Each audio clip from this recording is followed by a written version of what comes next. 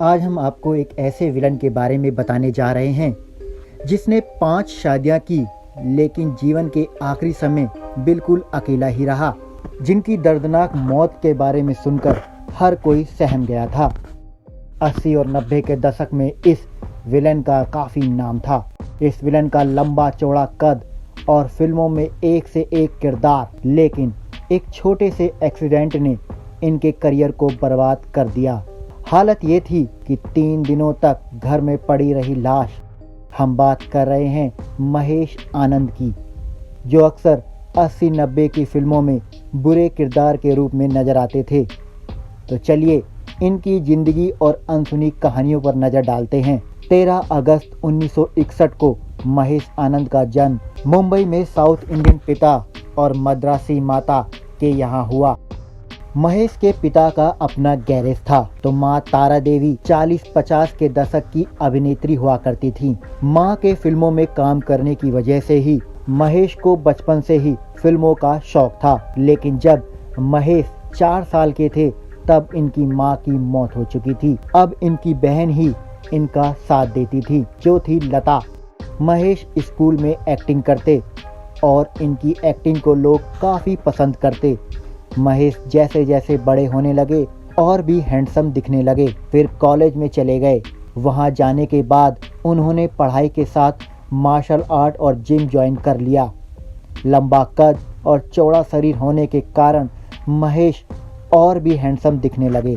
Handsome होने की वजह से उन्होंने दोस्तों के कहने पर मॉडलिंग भी स्टार्ट कर दी। मॉडलिंग करते समय कुछ लोगों ने उन्हें कहा कि अपनी फोटो एड एजेंसी में दे दो, इसके थ्रू तुम्हें फिल्मों में काम मिल सकता है। और महेश ने अपनी फोटो एड एजेंसी में देना शुरू कर दिया। और फिर क्या था, किस्मत ने साथ दिया। उन्हें ढेरों ऑफर आने लगे। लेकिन 80-90 के दशक में एक्शन के साथ डांस भी जरूरी था और महेश ने भी जी जान लगाकर डांस सीखा। अब राह थी फिल्मों में जाने की, लेकिन फिल्मों में काम मिलना इतना आसान नहीं था। उन्होंने फिल्मों में आने के लिए काफ़ी कोशिश की, लेकिन बात नहीं बनी। फिर एक दिन उनके साथ चमत्कार हुआ। महेश उन दिनों अपने पिता के साथ ही गैरेज में काम कर रहे थे और वहाँ एक खूबसूरत लड़की उनके गैरेज में आई और उसने महेश से अपनी कार ठीक करवाने को बोला। महेश ने उसकी कार ठीक कर दी। दोनों के बीच दोस्ती हो गई। दोनों एक दूसरे से आए दिन मिलने लगे और दोस्ती प्यार में कब बदल गई महेश को पता ही नहीं चला। एक बार महेश की गर्लफ्रेंड के यहाँ पार्टी थी और उस पार्टी में महेश को भी इनवाइट किया गया था। महेश जब पार्टी में बन ठन के पहुँचे तो वो काफ़ी हैंडसम लग रहे थे।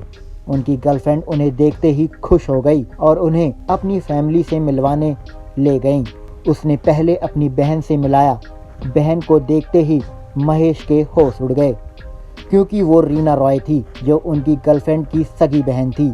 महेश को पता ही नहीं था जो उनकी गर्लफ्रेंड बरखा राय है वो रीना रॉय की सगी बहन है। कहते हैं ना, जब किस्मत साथ देती है तो कुछ भी हो सकता है। जब 1981 में रीना रॉय की बहन बरखा रॉय प्रोड्यूसर बनी तो उन्होंने अपनी फिल्म सनम तेरी कसम में महेश को डांसर का रोल दिया। फिर बरखा ने 1984 में अपनी फिल्म करिश्मा में महेश को लीड रोल के लिए साइन किया, मगर फिल्म फ्लॉप रही। फिर एक गलती की वजह से महेश का फिल्मों से हीरो बनने का सपना टूट गया। हुआ कुछ यूं, 1984 की बात है। बी सुभाष अपनी फिल्म के लिए नए चेहरे की तलाश में थे, तो वो कई एक्टर का ऑडिशन ले रहे थे। जब ये बात महेश को पता चली तो वो भी ऑडिशन देने पहुंच गए। महेश का ऑडिशन हुआ और जैसा बी सुभाष चाहते थे वैसा ही उन्हें महेश में दिखा। उन्होंने महेश से पूछा, इससे पहले कहीं आपने काम किया है? महेश ने बोला हाँ, और महेश ने शायद हाँ बोलकर गलती कर दी थी, क्योंकि बी सुभाष अपनी फिल्म के लिए एकदम नए चेहरे की तलाश में थे और यह फिल्म महेश के हाथ से निकलकर हेमंत बिरजे के पास पहुंच गई। फिल्म थी 1985 में आई टार्जन। इस फिल्म में हेमंत स्टार बन गए थे। अगर यह फिल्म महेश को मिल जाती तो शायद उनका हीरो बनने का सपना भी पूरा हो जाता और उनकी लाइफ भी अलग होती। लेकिन किस्मत को कुछ और ही मंजूर था। फिर उन्हें अपने चहेते हीरो के साथ काम करने का मौका मिला महेश के दो स्टार फेवरेट थे, अमिताभ बच्चन और विनोद खन्ना। अमिताभ के लिए तो दीवानगी ऐसी कि कॉलेज के दिनों में वो अमिताभ से मिलने के लिए वो अमिताभ के घर की दीवार को भी फान गए थे। लेकिन महेश को क्या पता था कि जिनसे मिलने के लिए वो इतने बेताब रहते थे, आने वाले समय में उन्हीं के साथ काम करेंगे। और वो दिन भी आ गया। साल 1986 में विनोद खन्ना की बॉलीवुड में दोबारा वापसी हुई। उनकी फिल्म में उन्हें माइकल नाम का रोल मिला। फिर 1987 में फिल्म आई इंसाफ, जो सुपरहिट रही और महेश की गाड़ी चल पड़ी। उसके बाद 1988 में अमिताभ की दो फिल्मों में महेश दिखाई दिए, शहंशाह और गंगा जमुना सरस्वती। गंगा जमुना सरस्वती में तो उनके अभिनय की काफ़ी तारीफ हुई। और फिर महेश का नाम सोने पे सुहागा, कब्जा, हथियार, इलाका, मुजरिम, गुमराह और विश्व आत्मा जैसी फिल्मों में महेश को टॉप 10 की विलन सूची में ला दिया। विश्व आत्मा फिल्म में तो इन्होंने अमरीश पुरी यानी अजगर जोर्राट के भतीजे राजनाथ का किरदार निभाया था। और फिल्म गुमराह में तो एक किस्सा ऐसा हुआ कि इन्हें डांस कोरियोग्राफर के लिए रखा गया था, लेकिन संजय दत्त का एक हांगकांग में रिंग फाइट सीन शूट होना था। फाइटर आया ही नहीं। फिर डायरेक्टर की नज़र महेश पर पड़ी और महेश को बोला कि तुम ही संजय के साथ फाइट सीन कर लो। महेश तैयार हो गए और जब महेश रिंग में संजय के सामने उतरे तो संजय दत्त उनके सामने हल्के नजर आ रहे थे। इस फिल्म के बाद तो उनका नाम विलन के लिए बॉलीवुड मूवी में दौड़ रहा था। उस दौर में नाम इतना पॉपुलर हुआ कि साउथ फिल्मों से भी उन्हें ऑफर आने लगे और वहाँ उनका नाम का डंका बजने लगा। वो काफी फिल्मों में काम कर रहे थे, सब सही चल रहा था, लेकिन अचानक उनकी जिंदगी को किसी की नजर लग गई और सब बर्बाद हो गया। हुआ यूं कि साल 1986 में अग्निपथ का तमिल रीमेक बनाया जा रहा था और महेश इसमें मेन विलन का रोल निभा रहे थे। उन्हें हेलीकॉप्टर से एक सीन करना था और हेलीकॉप्टर से सीन करते वक्त उनका एक बड़ा एक्सीडेंट हो गया। गनीमत यह रही कि वो मरते मरते बचे, लेकिन इस एक्सीडेंट से उनकी रीढ़ की हड्डी में गंभीर चोटें आई, जिस कारण डॉक्टर ने उन्हें कम से कम साल भर के लिए बेड रेस्ट के लिए बोल दिया। इस वजह से उनके हाथ से सारी फिल्में निकल गईं और साल भर बाद भी वो बेड पर ही रहे। वो काफी कमजोर भी हो गए थे। 4 साल तक वो फिल्मों से दूर रहे और 4 साल के बाद सारी फिल्में हाथों से निकल गई। जिन्होंने उन्हें एडवांस दिया था उन्होंने भी वापस ले लिया, सबने साथ छोड़ दिया। यहाँ तक सौतेले भाई ने भी इनकी करोड़ों की कमाई को चट कर गए और 4 साल की दूरी के कारण उन्हें सब भूल चुके थे। महेश ने फिर से फिल्मों में री एंट्री करने की कोशिश की, लेकिन उन्हें किसी ने काम नहीं दिया। वो धीरे धीरे डिप्रेशन में जाने लगे और लगातार शराब पीने लगे। एक वक्त ऐसा आया कि इनके पास ऑटो में जाने के भी पैसे नहीं थे।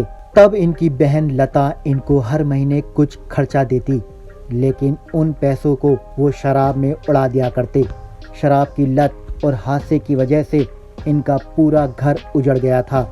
महेश की निजी जिंदगी पर नज़र डालें तो इन्होंने 5 शादियां की थी। पहली पत्नी इनकी रीना रॉय की बहन बरखा रॉय थी। यह रिश्ता कुछ साल तक चला और तलाक हो गया।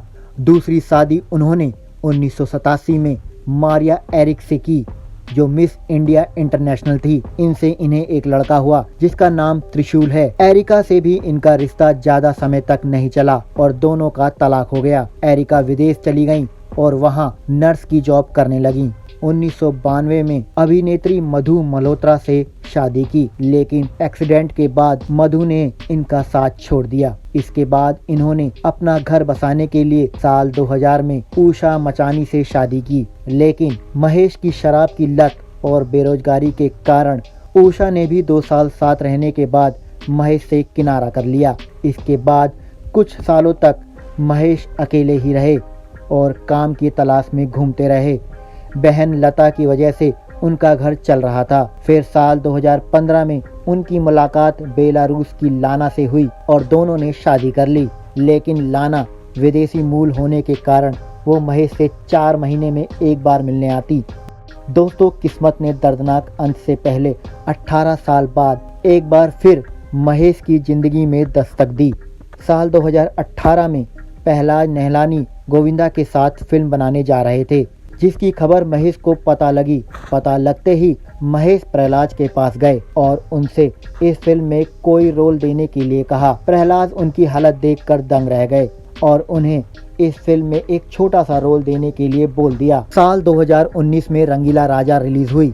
महेश बहुत खुश हुए। उन्होंने सोचा कि उनकी गाड़ी फिर से चल पड़ेगी। वो अपने दोस्त को अपना सेक्रेटरी बनाने का वादा भी कर चुके थे, लेकिन किस्मत को कुछ और ही मंजूर था। ज्यादा शराब पीने की वजह से उनके शरीर में दिक्कत होने लगी। जब वो डॉक्टर के पास चेकअप कराने पहुंचे तो उन्हें पता चला कि उन्हें पैनक्रिया का कैंसर हो चुका है। पता चलने के बाद भी उन्होंने ना शराब बंद की, ना इलाज कराया और ऐसा ही चलता रहा। 7 फरवरी 2019 का दिन था। महेश का टिफिन वाला आया और दरवाजा खटखटाया, लेकिन दरवाजा नहीं खुला। टिफिन वाले ने टिफिन दरवाजे पर ही छोड़ दिया। अगले दिन फिर से टिफिन वाला आया, फिर से दरवाजा खटखटाया, लेकिन दरवाजा नहीं खुला। 9 फरवरी 2019 को जब टिफिन वाला तीसरे दिन महेश के घर आया तो दोनों दिन के टिफिन वहीं रखे हुए थे और दरवाजा अंदर से बंद था। उसे शक हुआ। उसने पड़ोसियों को बुलाया और सारी घटना बताई। फिर पुलिस को बुलाया गया। पुलिस ने दरवाजा तोड़ा तो अंदर से बदबू आ रही थी और सोफे पर 80-90 के दशक के मशहूर विलन की बॉडी सड़ रही थी। 2 दिन पहले ही उनकी मौत हो चुकी थी, लेकिन किसी को भी पता न चला। जब महेश की दर्दनाक मौत की खबर आग की तरह बॉलीवुड में फैली तो हर कोई हैरान था।